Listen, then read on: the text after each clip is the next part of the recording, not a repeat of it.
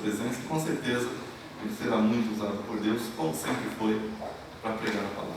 Amém. Vamos orar? Deus, nosso Pai, estamos aqui na Tua presença, pedimos a Tua bênção, a Tua orientação, a unção do Teu Santo Espírito sobre o Márcio, para que ele possa nos trazer as Tuas palavras, Senhor. Unge também os nossos corações, para que nós a entendamos e sejamos modificados pela Tua palavra. Amém. Nos abençoe a todos, pois em nome de Jesus, nosso Senhor, porque nós nos agradecidos. Amém. Amém. Queridos, vamos abrir então as nossas Bíblias para o livro de Lucas, capítulo 1, versículo 67 até o versículo 79. Evangelho de Lucas, capítulo 1, do versículo 67 até o versículo 79. Leiamos.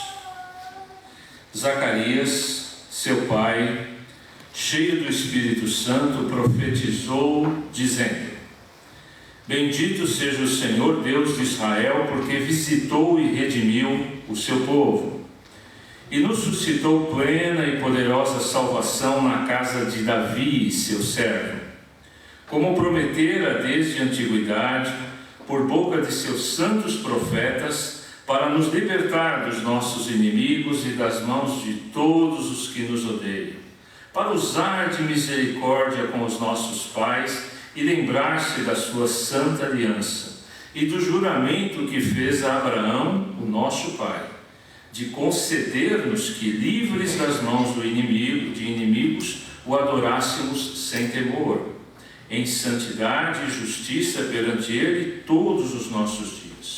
Tu, menino, serás chamado profeta do Altíssimo, porque precederás o Senhor, preparando-lhe os caminhos, para dar ao seu povo conhecimento da salvação, no redimi-lo dos seus pecados, graças à entranhável misericórdia de nosso Deus, pela qual nos visitará o sol nascente das alturas, para alumiar os que jazem nas trevas e na sombra da morte, e dirigir os nossos pés pelo caminho da paz. Amém? Pai querido, muito obrigado, Deus, porque a Tua palavra enche o nosso coração de verdades preciosas, e isso nos leva a viver com esperança verdadeira no Senhor. Que assim seja em cada coração, que o Senhor opere agora, trazendo a Tua luz e a Tua salvação sobre cada vida, em nome de Jesus. Amém. Podeis assentar, queridos. Essa semana a Cida me disse que é tão bom a gente chegar numa casa que está toda decorada para o Natal, porque isso transmite a nós uma casa feliz. E é verdade, né? Quando a gente chega numa casa e vê a casa toda enfeitada, com aquelas luzes coloridas, a gente sente que ali é um lar feliz. E eu assim, que eu me senti assim, exatamente assim eu me senti ao chegar nessa noite aqui nessa igreja, né? Parabéns ao pessoal que trabalhou muito para fazer essa decoração de Natal, né? Eu sei realmente o quanto isso é trabalhoso, né? Já carreguei muita coisa na cabeça com a dona Neuzinha, 25 de março, no Ceasa, para Valparaíso, e sei o quanto é trabalhoso, mas ficou tudo maravilhoso e recebe a gente com muita alegria. Isso é muito bom. Queridos, quando a gente olha para tudo isso, a gente percebe que nós estamos vivendo já o Natal, porque o Natal de Jesus não há uma data específica, nós não sabemos exatamente a data real do nascimento. Comemoramos ela no dia 25 de dezembro, mas poderíamos comemorá-la em qualquer dia do mês de dezembro, né? Em qualquer período nós celebramos o nascimento do nosso Redentor. E quando a gente vê isso, e a nossa forma aqui ocidental de comemorar o Natal é essa, enchendo a casa de luzes, de cores, né? Mostrando a vida através do verde e do vermelho que sobra o pinheiro, e as pequenas frutas vermelhas que que sobrevivem às altíssimas temperaturas do hemisfério norte. E aí vem os tons de verde e vermelho que marcam o Natal. E a gente vê tudo isso, e a gente olha e vê essa decoração que nos cerca, isso tudo é bonito, né? Realmente é bonito. E é gostoso viver esse período. Mas a gente não pode também deixar de considerar que, apesar da beleza que traz esse período, nós estamos vivendo um período e um momento muito difícil dentro do nosso país. E isso não pode tirar de nós os olhos da realidade. Não podemos deixar de considerar, na verdade, o estado calamitoso a que foi submetido a região do Rio Doce, em Minas Gerais, né? E o descaso absoluto, completo e total das nossas autoridades com relação àquele monumental desastre ecológico que aconteceu ali, desfavorecendo centenas e milhares de famílias que viviam à base daquela, da extração daquela região. Nós também não podemos deixar de considerar o que está acontecendo dentro do cenário político e econômico do nosso país. Não é verdade? Nós nos calamos muitas vezes e achamos que, na verdade, o cristão basta ele simplesmente orar. Sim, a oração é o que nos move, mas a ação deve acompanhar a oração e não a omissão. Tá? Então, nós também temos que nos manifestar e nos posicionar, porque senão viveremos sobre a opressão. E não é isso que nós desejamos em nosso coração. E quando nós estendemos os olhos para além das nossas fronteiras e nós olhamos e vemos a situação em que o mundo está nesse momento, não é uma situação fácil. Não é? Nós vemos os líderes mundiais se encontrando por várias razões. Agora aconteceu o encontro do clima e nós estamos prestes a ter uma elevação de 2 graus na temperatura da Terra, e isso vai fazer com que muitas ilhas e cidades vão desaparecer. Fora as alterações que nós já estamos vivendo hoje no clima. Isso sem contar o terror que está marcando hoje o hemisfério norte. E se não tomarmos as devidas providências, seremos visitados por ele também. Então, queridos, apesar de tudo isso, apesar de toda essa dificuldade, em meio a todo esse caos, em meio a todo esse quadro escuro que nós olhamos e vemos, eu particularmente olho para isso e me coloco diante de Deus, e apesar da escuridão que me cerca, ainda existe esperança. E não esperança na esperança, mas esperança em Deus. E é exatamente isso que Zacarias entoa no seu cântico. Quando ele fala realmente da chegada do libertador, quando ele fala que Deus veio habitar entre nós, nós começamos a enxergar, através de suas palavras, sentido para as coisas. E nós começamos a ver que, apesar de toda a dificuldade, existe um Deus disposto a libertar. E o Natal é um presente que vem trazer exatamente liberdade. E a liberdade do quê? Vem libertar do quê? Libertar da escuridão que os homens estão, que nós estávamos. E que muitas vezes insistimos em querer voltar, porque cegamos os nossos olhos para as verdades de Deus e preferimos olhar para as coisas que na verdade não vão contribuir em nada para a nossa edificação, crescimento e nem fortalecimento. Mas o Natal tem essa proposta: libertar-nos do escuro do entendimento. Vem libertar-nos, na verdade, do custo do pecado. Um custo que, na verdade, escureceu o mundo quando Jesus disse ao Pai: está consumado. O mundo entrou em densas trevas, porque essa é a cor do pecado. no pecado não há luz.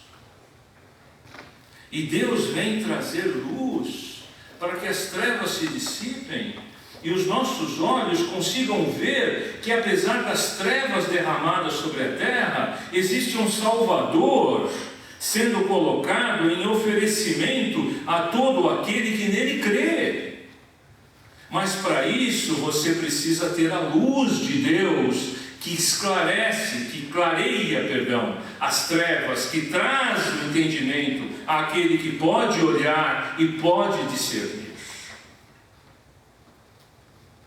E isso são coisas do Natal. O Natal vem mostrar para nós, além dessa libertação do pecado com a luz de Deus, ele vem trazer também a nós um novo caminhar, uma nova forma de ver a vida, uma nova forma de andar na vida, de proceder na vida.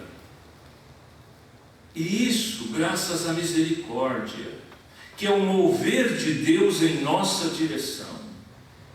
E não só o mover em nossa direção, mas o chegar de Deus até nós. E quando Deus fez isso, Deus viu a nossa miséria, se compadeceu da nossa miséria, dividiu conosco a nossa miséria e nos deu a liberdade de vivermos além da nossa miséria.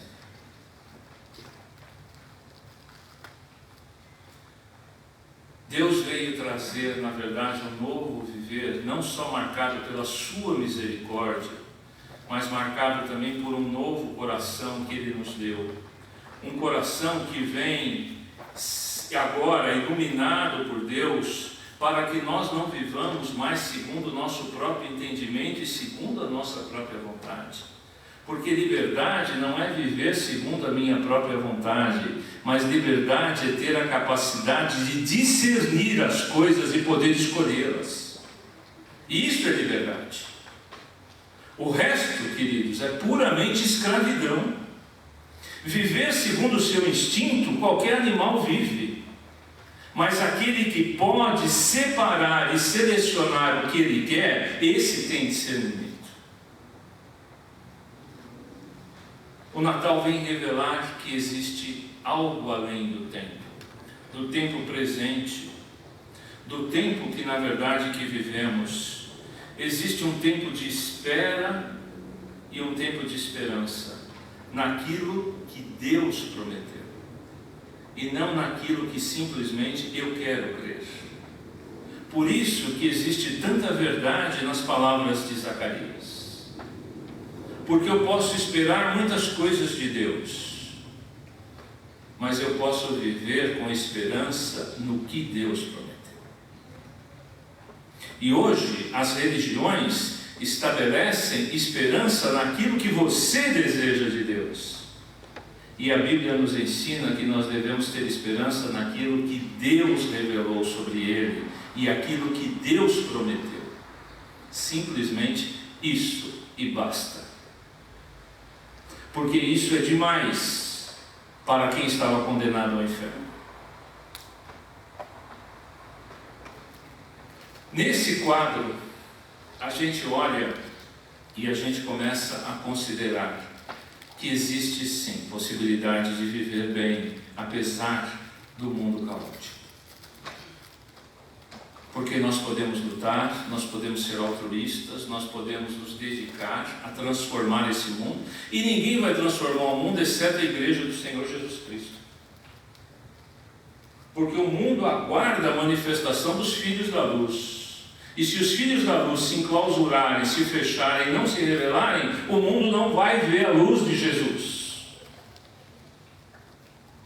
Então, meus queridos, se queremos desejar um Feliz Natal, nós temos que fazer como Zacarias, nós temos que proclamar, nós temos que abrir a boca e revelar Deus, mostrar Deus, fazer Deus ser conhecido.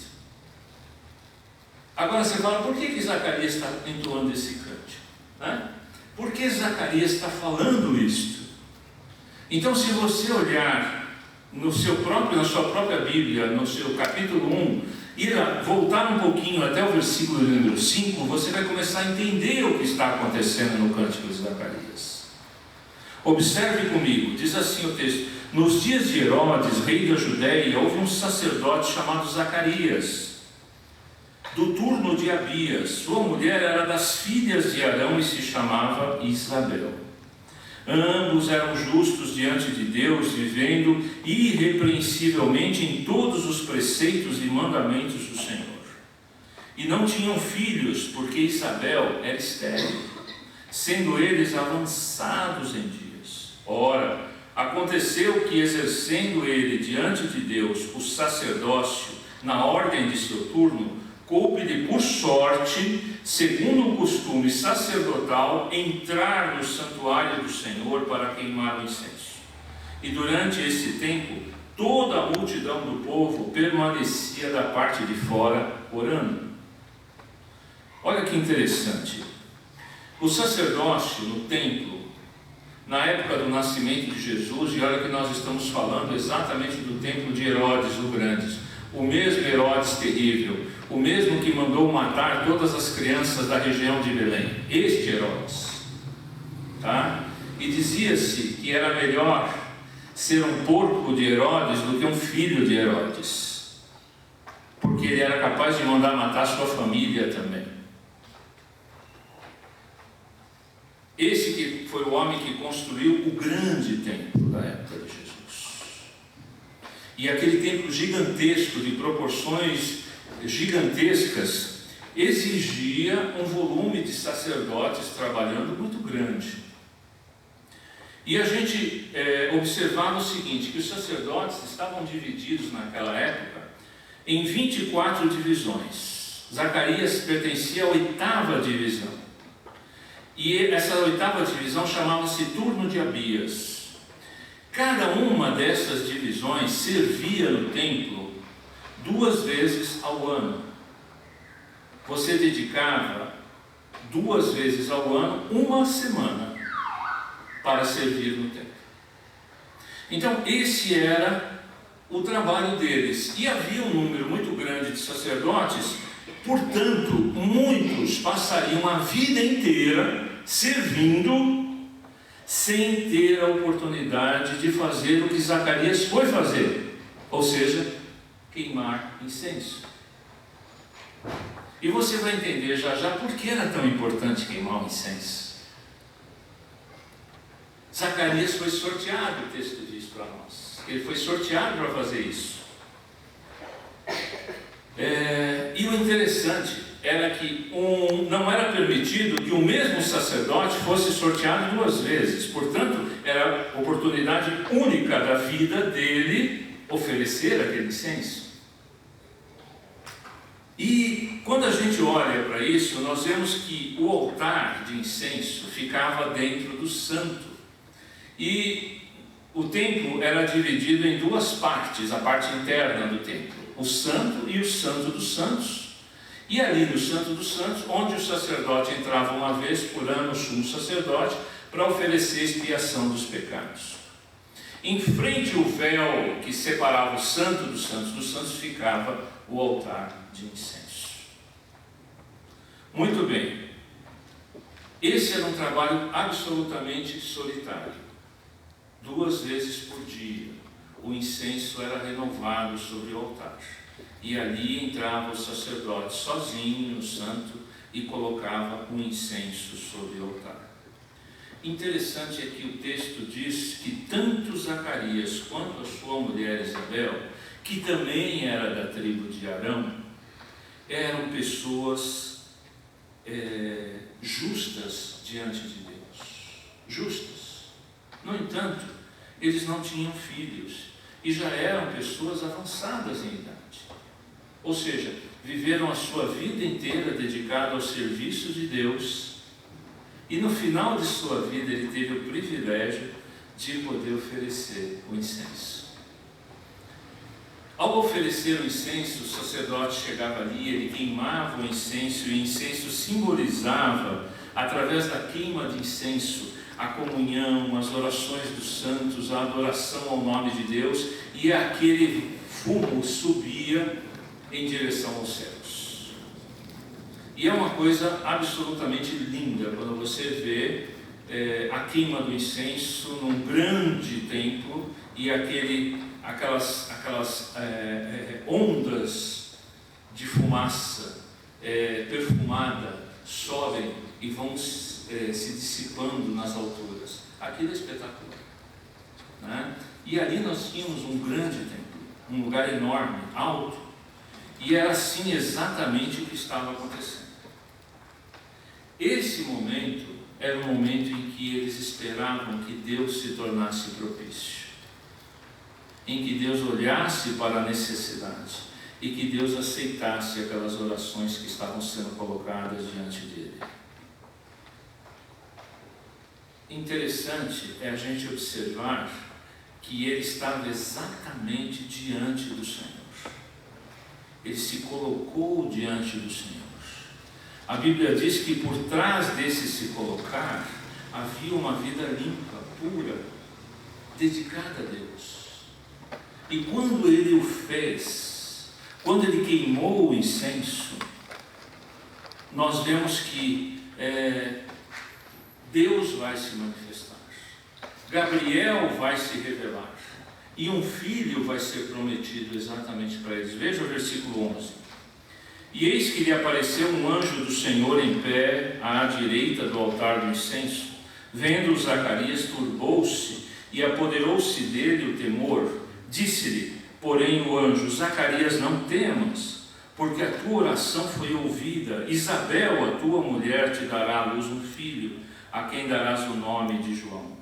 Em ti haverá prazer e alegria, e muitos se regozijarão com o seu nascimento. Pois ele será grande diante do Senhor e não beberá vinho, nem bebida forte, e será cheio do Espírito Santo já do ventre materno. E converterá muitos dos filhos de Israel ao Senhor seu Deus, e irá diante do Senhor no espírito e poder de Elias, para converter o coração dos pais aos filhos, converter os desobedientes à prudência, dos justos, e habilitar para o Senhor um povo preparado. Então perguntou Zacarias ao anjo: como saberei isto? Pois eu sou velho, minha mulher é avançada em dias. Respondeu-lhe o anjo: eu sou Gabriel, que assisto diante de Deus, e fui enviado para falar-te e trazer-te essas boas novas. Todavia ficarás mudo, e não poderás falar até o dia em que estas coisas venham a realizar-se, porquanto não acreditaste nas minhas palavras, as quais a seu tempo se cumprirão.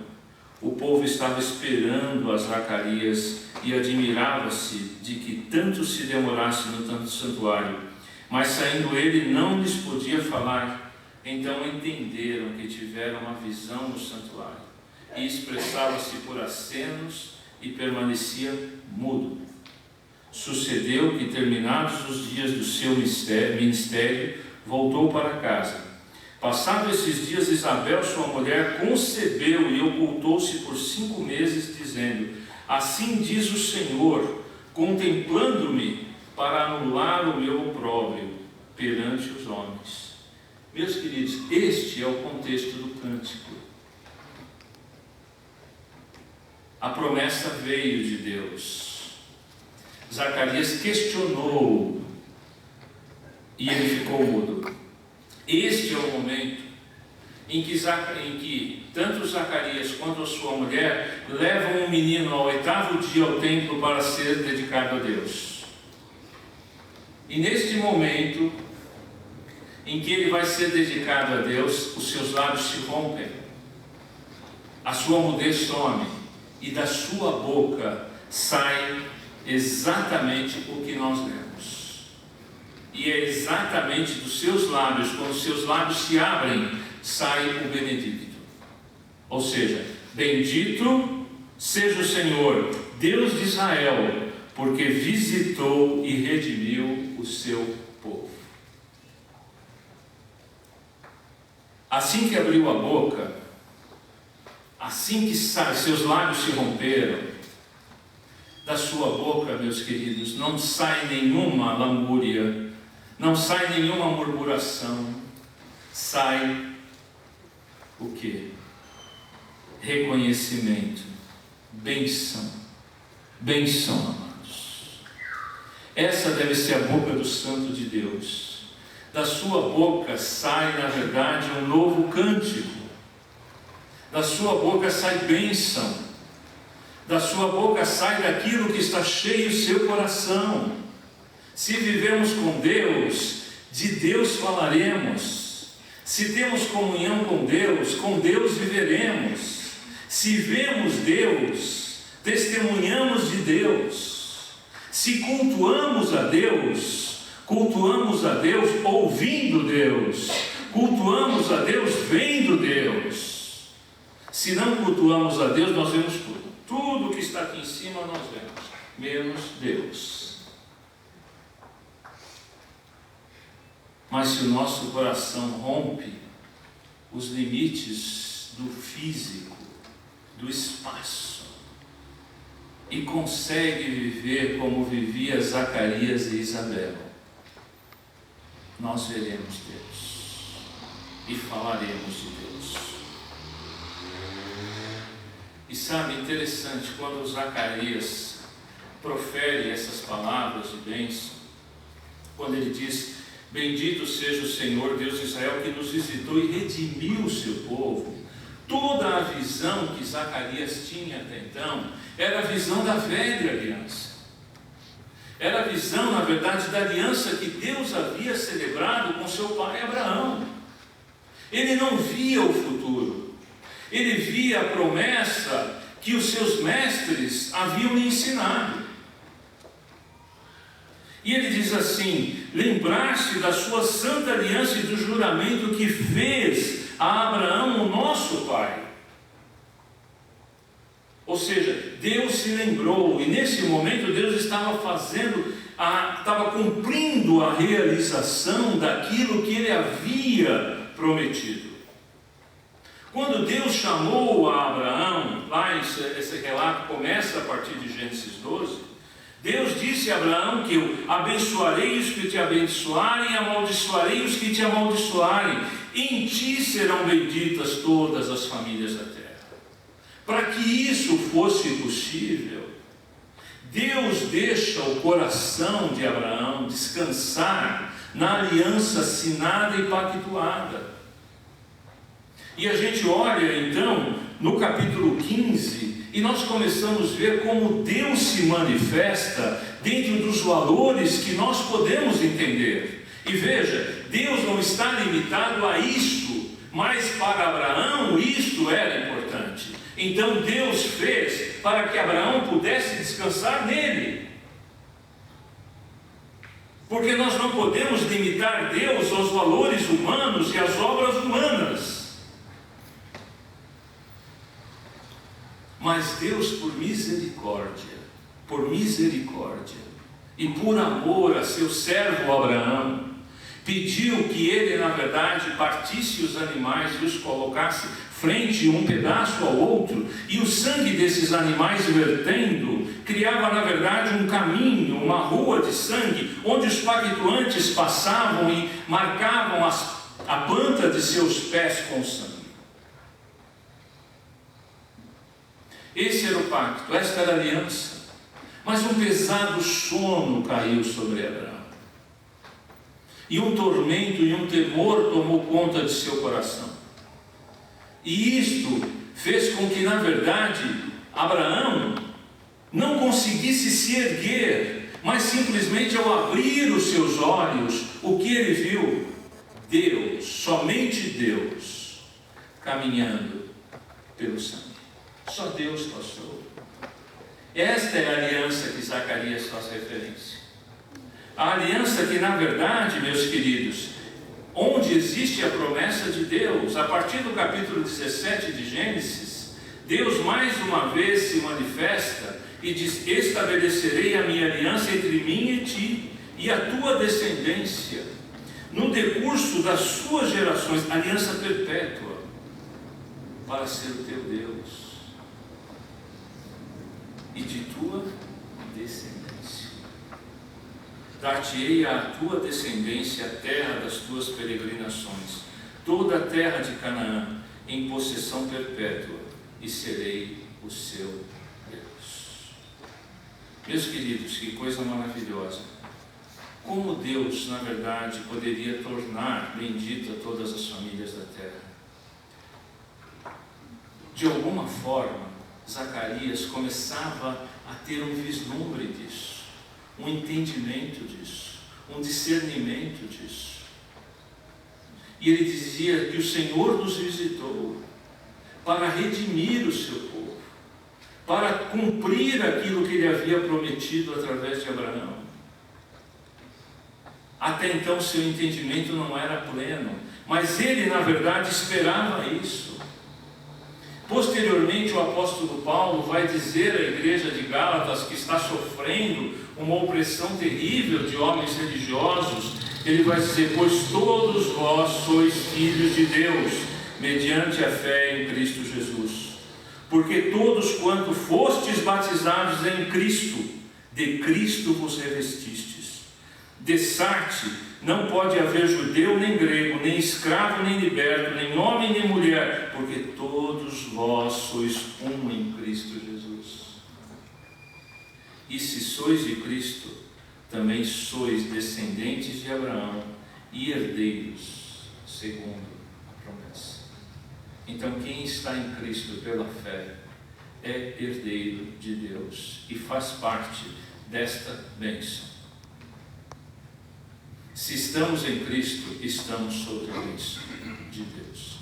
E aguardamos o dia que vamos tomar posse da terra que Deus preparou. Não da terra que os olhos humanos desejam, mas da terra que está preparada. Um novo céu, uma nova terra, onde habita absoluta justiça. E este é o lugar que Deus preparou para que nós ocupemos no futuro. E eu brinco com os meus alunos e eu digo o seguinte, sabe? Não há razão e não há lógica de Deus para eu viver dentro de ruas de ouro. Mas existe lógica de Deus para eu viver num céu, num novo lugar, numa nova terra, onde habita absoluta justiça. Onde todos viveremos harmoniosamente. E onde a continuidade gloriosa da criação de Deus manifestará todo o poder e a beleza de quem é o seu Senhor, nunca mais corrompida pelo pecado.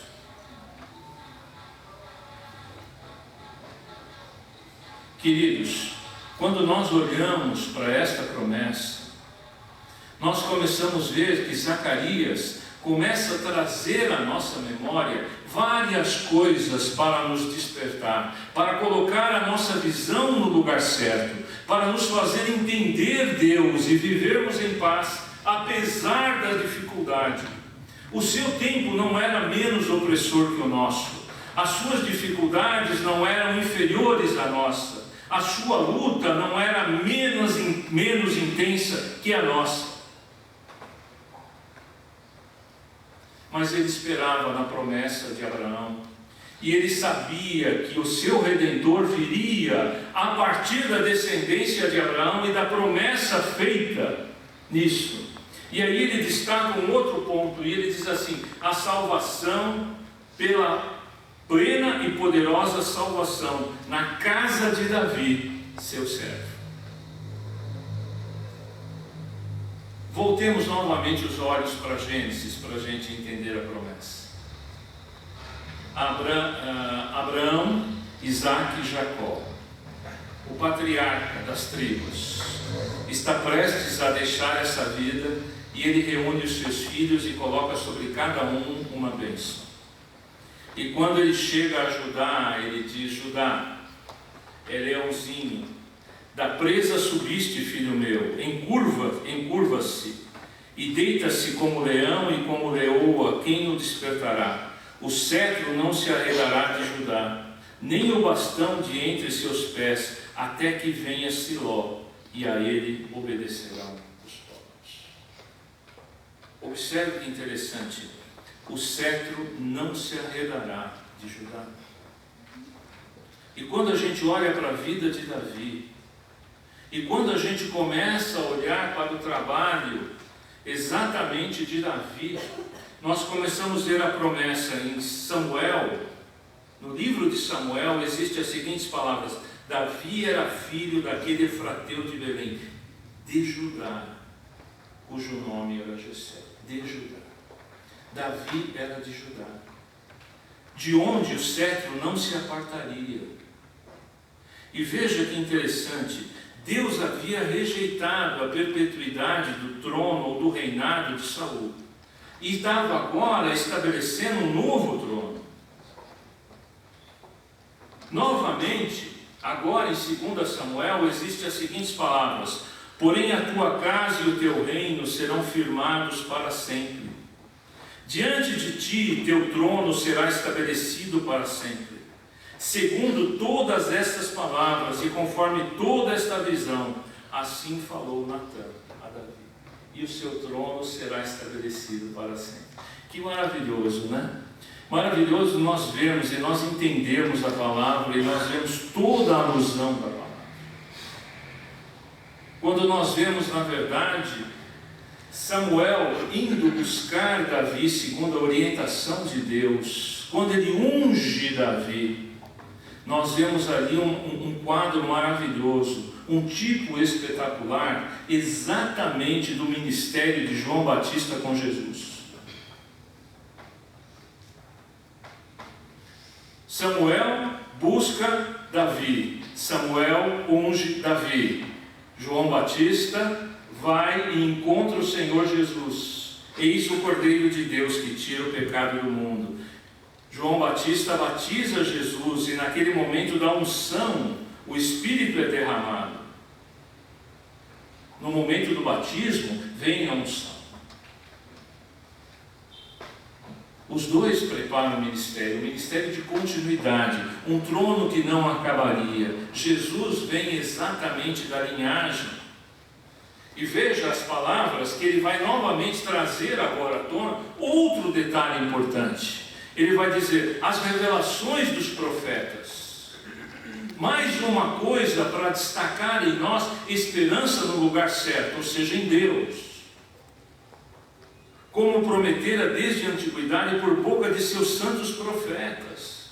Com qual propósito? De nos libertar. Libertar de quem? Dos nossos inimigos e das mãos de todos os que nos odeiam. E agora, ele começa a olhar aqui e ver, ainda seus olhos estão presos simplesmente ao que os seus líderes haviam mencionado. Ele não conseguia discernir o Messias entre Salvador e Rei. Para ele havia as duas coisas numa coisa só.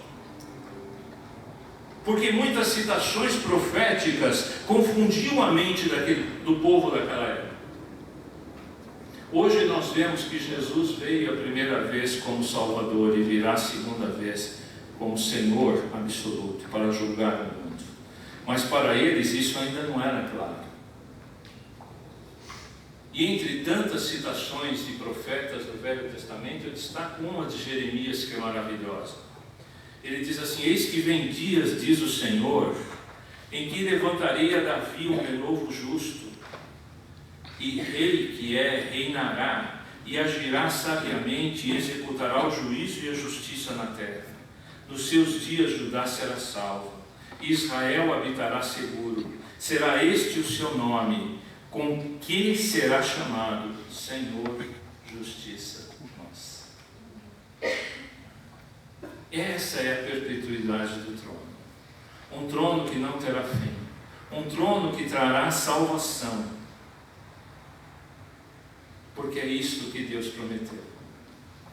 E ainda dentro dessas citações de esperança, nós vemos que não só Deus, na verdade, promete a salvação, mas Deus promete luz para iluminar os que jazem nas trevas e na sombra da morte, diz Zacarias.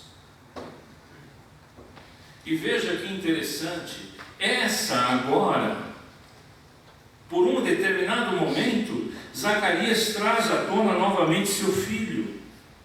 Até então as referências se sucediam muitas vezes fazendo menção ao Messias, à promessa de Deus, ao cumprimento do Redentor, à luz que chegava ao mundo, agora seu filho.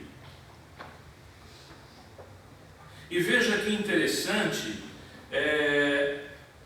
o objetivo do trabalho de de João Batista, do filho de Zacarias, era exatamente preparar o caminho do Messias, levando o homem a ver o seu pecado, o seu estado de pecado. E veja, o ministério de João é marcado exatamente por isso. Mateus capítulo 3, a partir do versículo 3, diz: porque este é o referido, por intermédio do profeta Isaías: voz do que clama no deserto, preparai o caminho do Senhor, endireitai as suas veredas. Usava João vestes de pelo, de camelo e um cinto de couro. A sua alimentação eram gafanhotos e mel silvestres. Então saíam a ter com ele Jerusalém, toda a Judéia, toda a circunvizinhança do Jordão, e eram por ele batizados no rio Jordão, confessando os seus pecados. Esse era o ministério de João. João levava o homem a ver o seu pecado, mas João não era o Messias. João simplesmente preparava a chegada do Messias, porque o único que tem poder de libertar o homem do preço do pecado é Deus. E Deus estava entre nós, e a obra de Jesus, o apóstolo João deixa muito claro isso na sua primeira carta, no capítulo 3, versículo 5, quando ele diz: sabeis também que ele se manifestou para tirar os pecados, e nele não existe pecado.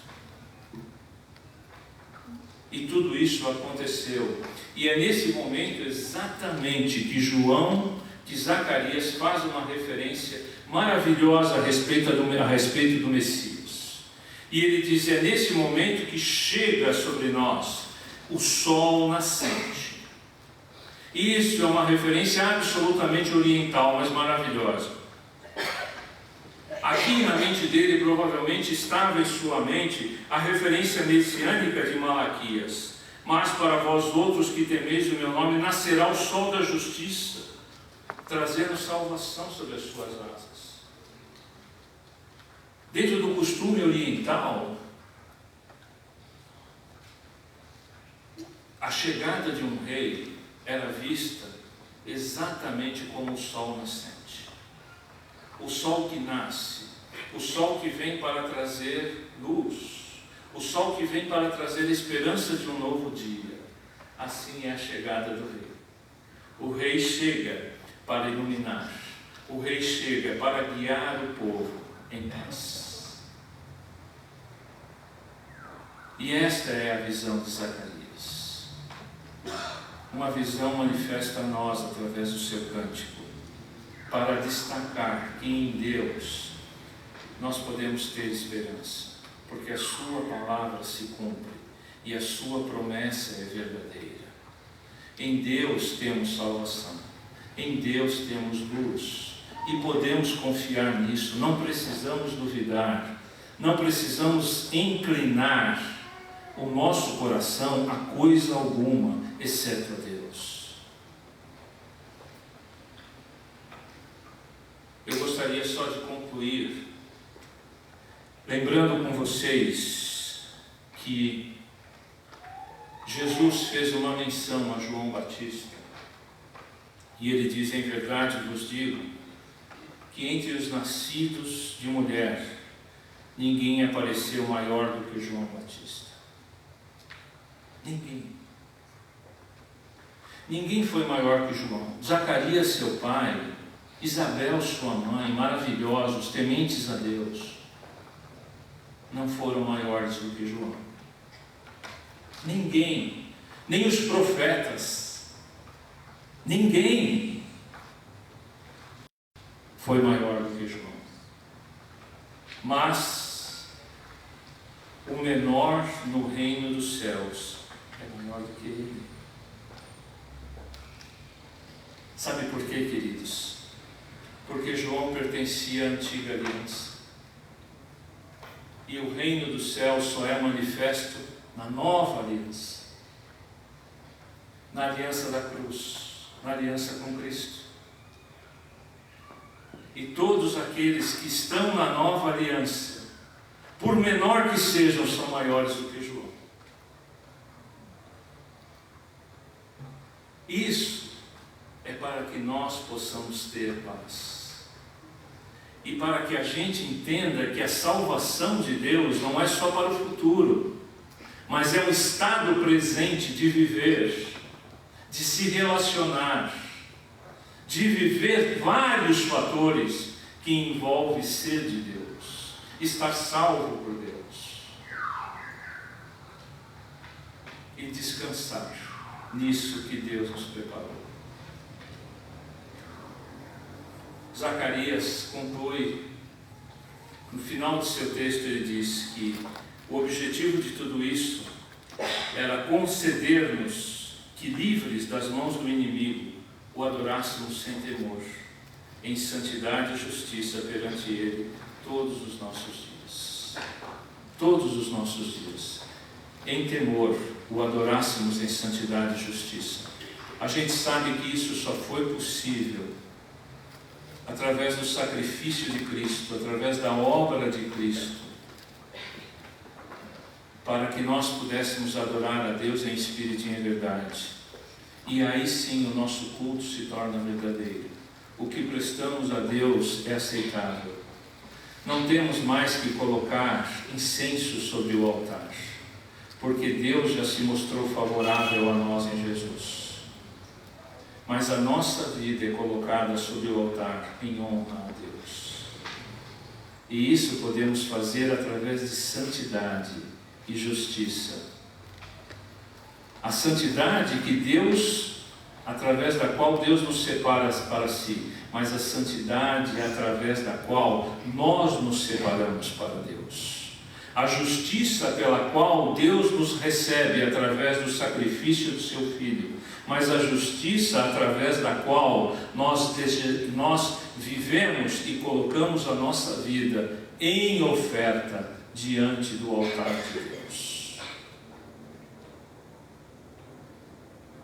Tudo isso é possível porque um dia Deus cumpriu aquilo que prometeu e continua a cumprir, porque nós somos testemunhas disso. Nós somos os menores e, por incrível que pareça, maiores que João. Que Deus nos abençoe, queridos. Oremos. Muito obrigado, Deus, por tudo isso que o Senhor nos deu. Muito obrigado, Deus, porque podemos confiar e olhar para a Sua palavra e ver tantas verdades no cântico do Teu servo. Verdades que nos fazem olhar para o Senhor, temer o Senhor, porque o nosso temor é reconhecimento de que o Senhor é Deus poderoso e age. Nós te adoramos, Deus, porque foi através do Seu Filho que recebemos esse privilégio de nos tornarmos Teus adoradores. E, ó Deus, agora toma essa igreja nas Tuas mãos, essa preciosa igreja, toma ela em Tuas mãos. Essas preciosas vidas, receba cada uma delas em Tuas mãos, para que eles tenham a esperança em tudo isso que o Senhor prometeu e fez, para que eles desfrutem da luz e da salvação que o Teu Filho traz, e para que vivam um Natal pleno de reconhecimento da grandeza do Teu nome e do Teu amor por cada um de nós. Muito obrigado, Pai, em nome de Jesus. Amém. Pastor.